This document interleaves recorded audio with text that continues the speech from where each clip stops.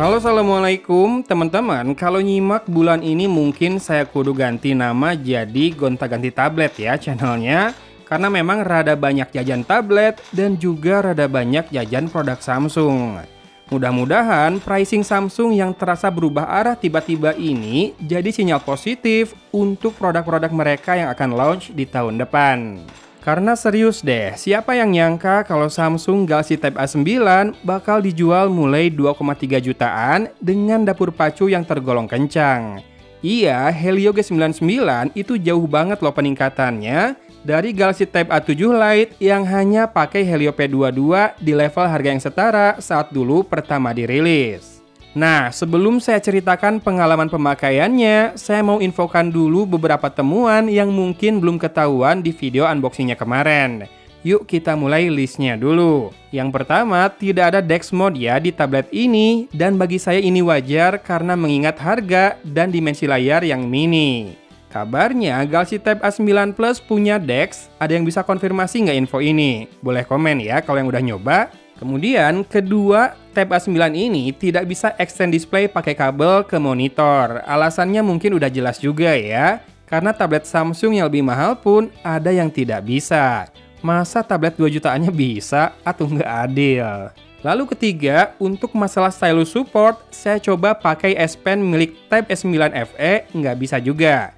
Lalu saya coba pakai universal stylus merek Unit, bisa ternyata ya coret-coret di layar Tab A9 ini. So, kalau bukan buat keperluan ilustrator level profesional, boleh kok coba pakai stylus ini, dan saya sarankan sekalian pakai screen protector yang matte ya dan paper-like. Keempat, untuk casing saya temukan sudah ada yang jual Dux Decis di harga 150 ribuan.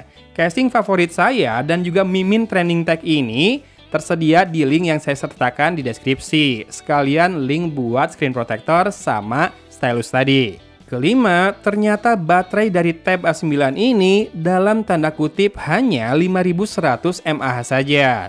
Ya, tergolong kecil memang untuk sebuah tablet, walau pada real usage ternyata cukup saja. Karena dimensi layarnya kan tidak terlalu besar, resolusinya juga HD Plus saja, dan lagi saya pakainya yang versi Wi-Fi only.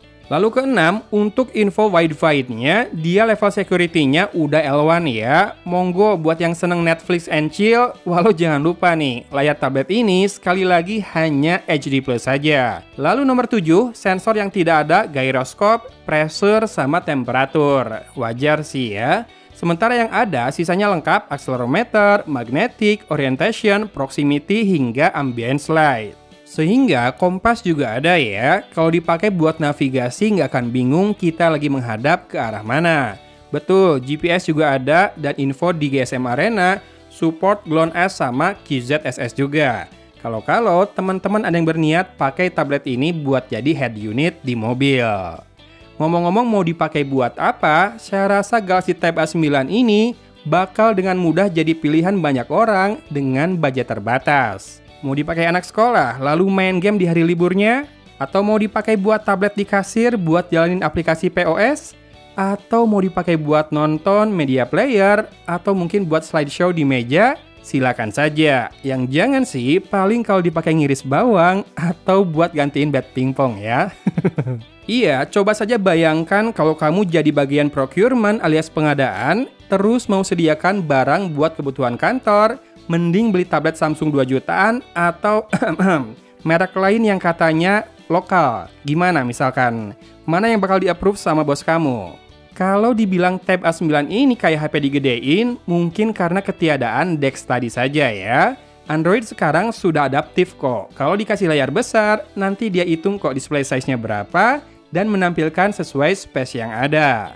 Lihat saja pas masuk ke menu pengaturan dan juga buka YouTube. Tampilannya jelas berbeda dari saat kita pakai handphone. Untuk split screen dan floating window sih di Android memang udah seragam juga. Nah, satu lagi, kameranya kamera tablet banget. Jauh berbeda dari kamera HP 2 jutaan zaman now yang sudah bagus-bagus. Apalagi resolusi kamera depan di Tab A9 ini hanya 2 megapiksel. Dipakai rekam video pun hanya bisa HD 720p 30 fps. Sedih memang. Untungnya waktu dipakai Face Unlock sih cukup cepat ya mengenali wajah dan membuka kunci layarnya. Meskipun dipakai di indoor dengan kondisi cahaya tidak terlalu terang. Iya, karena Tab A9 ini nggak punya fingerprint scanner loh ya. Jadi kemampuan kamera depannya saat face unlock sangat melegakan saya. Kamera belakang 8 megapiksel dan bisa rekam video Full HD 30 fps dan hasil kameranya nanti kita munculkan di akhir saja ya. Sementara untuk multimedia tablet ini juga handal kok. Mungkin catatan atau kendalanya ada di kerapatan layarnya yang sebatas 179 ppi. Ini tuh perpaduan dari resolusi HD+ dengan dimensi layar 8,7 inci. Tapi saat ditaruh di meja pakai holder dan kamu nonton film dari jarak setengah meter sih nggak akan kerasa ya kurang rapatnya. Lain cerita kalau kamu perhatikan baik-baik dari jarak kamu biasa pegang handphone lebih dekat. Itu bakal berasa kurang tajam dibanding smartphone ya, tapi nggak sampai kotak-kotak banget juga. Dan loudspeakernya juga lantang dan enjoyable saat saya nyetel Netflix. Cuma entah kenapa pas main PUBG Mobile kerasa kurang. Mungkin karena saya butuh dengar suara langkah dengan lebih detail kali ya.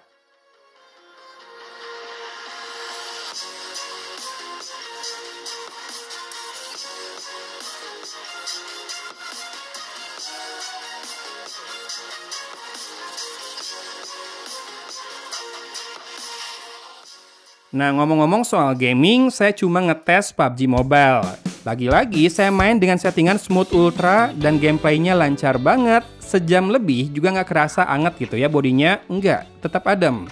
Saya main 3 kali di Erangel, cuma memang bakal kelihatan lebih kotak-kotak ya grafisnya karena saya main balik lagi di smooth grafiknya. Kalau perlu, kamu bisa naikin ke balance dapat framerate ultra tetap atau ke HD tapi framerate-nya turun ke high.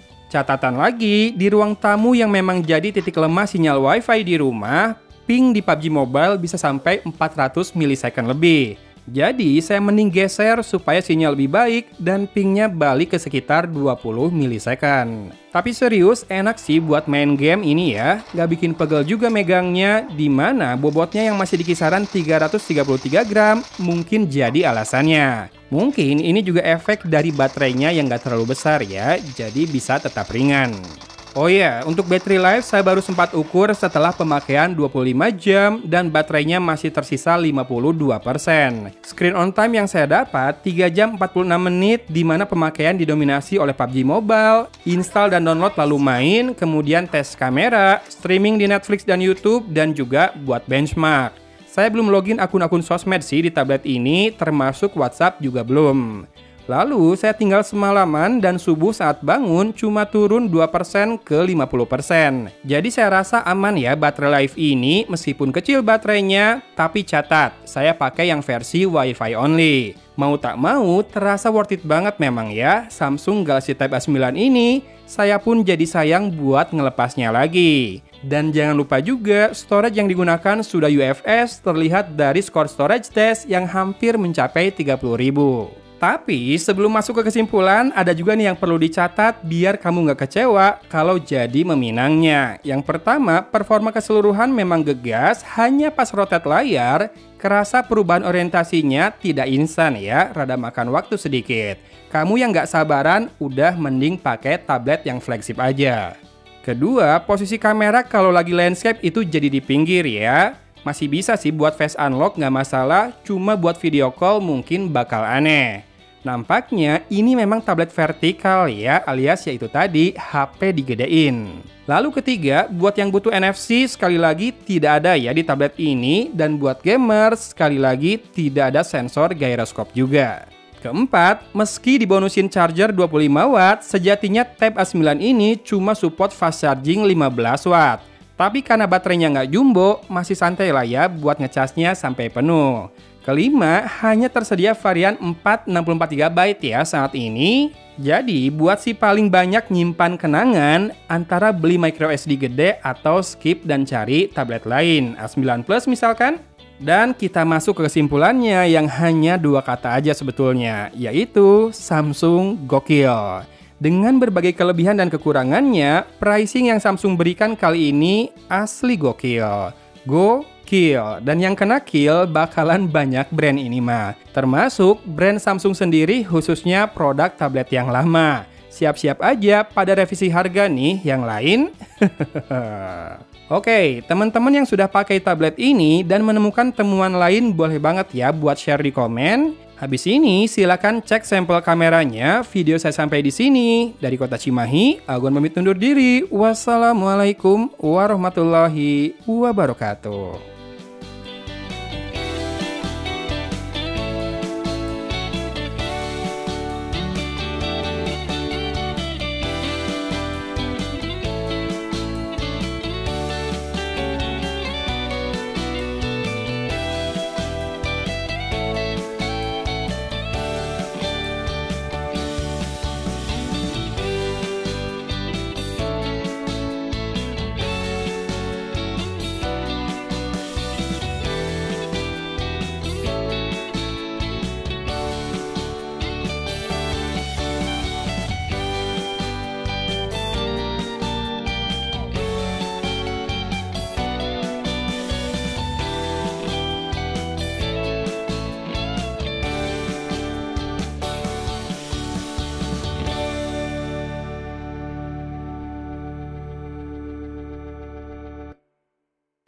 Video dengan kamera depan hanya HD 30 fps karena memang kamera depannya kan hanya 2 megapiksel ya.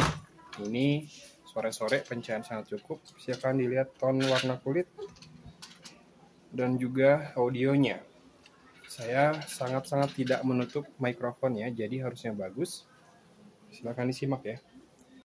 Ya, Full HD 30 fps kamera belakang tablet. Nggak dipakai sambil jalan ya, nggak usah lah ya. Emang ada orang nge-vlog sambil jalan bawa tablet, walaupun tabletnya tergolong mini. Silakan disimak. Mana Raider, Dek? Bagus nggak? Mungkin buat bikin konten YouTube, channel mainan masih oke ya. Ya kalau buat anak kan kualitasnya nggak perlu yang bagus-bagus banget, yang penting warnanya hidup dan pencahayaannya cukup kayak gini. Fokus juga lumayan bagus, cepet. Ngadep backlight dan sekarang kita masuk ke dalam rumah ya. Buat ngetes kameranya di indoor. Ih gelap banget. Tiba-tiba terang. Materinya rada lambat bekerja berarti ya. Tapi ya sekali lagi jangan dipakai buat nge-vlog karena hanya 2 megapiksel. Silakan disimak audionya aja. Bagus nggak? Video kamera belakang di depan jendela di golden hour buat ngetes kalau indoor, tapi cahaya lumayan cukup kayak gimana. Audionya silakan disimak juga karena ini mikrofonnya ada 2 juga ya, jadi harusnya bagus. Fokus, hilang fokus, kunci fokus lagi. Oke, lumayan cepet. Helio 99 sih performanya harusnya bagus ya.